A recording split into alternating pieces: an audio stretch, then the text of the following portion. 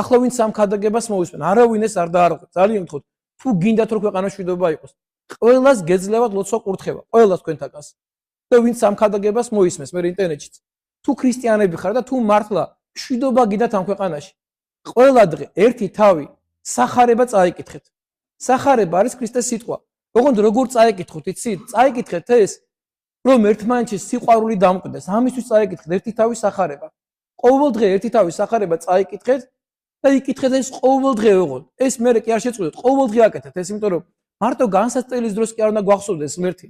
ღმერთი უნდა გვახსოვდეს სულ. უნდა შემოვკრიბოთ ჩვენი ძალები და ყველას გთხოვთ ამას, რომ ყველას გქონდეთ სახში ახალი აღთქმა, სახარება და ერთი თავი ყველამ ყოველ დღე წაიკითხეთ. ნელა მშვიდად რაღაცა რომ რაღაცა ეს ზალა ღმერთს ვთხოვოთ ყველამ შეწევნა, ღმერთს ვთხოვოთ ყველას დახმარება, რომ შეწევნა და დახმარება ვითხოვოთ მისგან. სხვანაირად იცოდეთ, ძალიან ცუდ შედეგამდე მივალთ და ძალიან წარე იქნება, იმიტომ რომ ღმერთი გვიყურებს ყველას, დედაღვთისმშობელი გვიყურებს ყველას, მას უნდა რომ ჩვენ კარგად ვიყოთ. და გძნობთ ამას, მაგრამ ჩვენზეა ეს ყველაფერი დამოკიდებული ადამიანებზე. ლოცვას აქვს უდიდესი ძალა აქვს.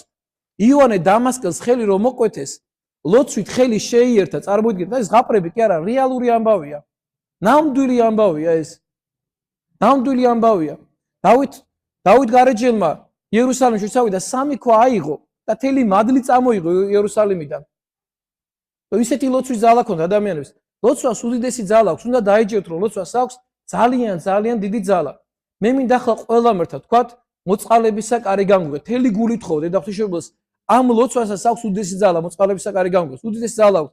ჩვენ გავხსოვთ საქართველები დატყვევებული ყავდა და როცა მათ დახოცვას აპირებდნენ, თელმა ამ ჯარისკაცებმა გულით ხოვეს დედაღვთისმშობელს, რომ დააბრალეს მეფის ყოლობა დააბრალეს ამ ჯარით თქვენ მოკალეთო და მე ითხოვეს, წაიკითხეს ეს ლოცვა და მკვლელი ტყიდან გამოვარდა მე მოკალიო. და ეს ჯარისკაცები გადაჭი, ქართველები დედაღვთისმშობელმა გადაარჩინა. და მე მჯერა თუ ჩვენ ყველა გულით ვიტყვით ამ ლოცვას და გულით ვიტყვით ყოველ დღე მოწყალებისა კარი გამგვე, რამდენჯერაც გექნებათ ამის საშუალება, ყოველ წამს თქვით ეს თელი გულით, რომ შევავადოთ ღმერთ ჩვენი ქვეყანა, რომ ერთხელ და სამუდამოდ დამთავრდეს ეს ყველაფერი, დამთავრდეს ეს ამდენი ბოღმა და ამდენი სიზული ერთმანეთის მიმართ. და ღმერთთან შეგვაძლებინოს ეს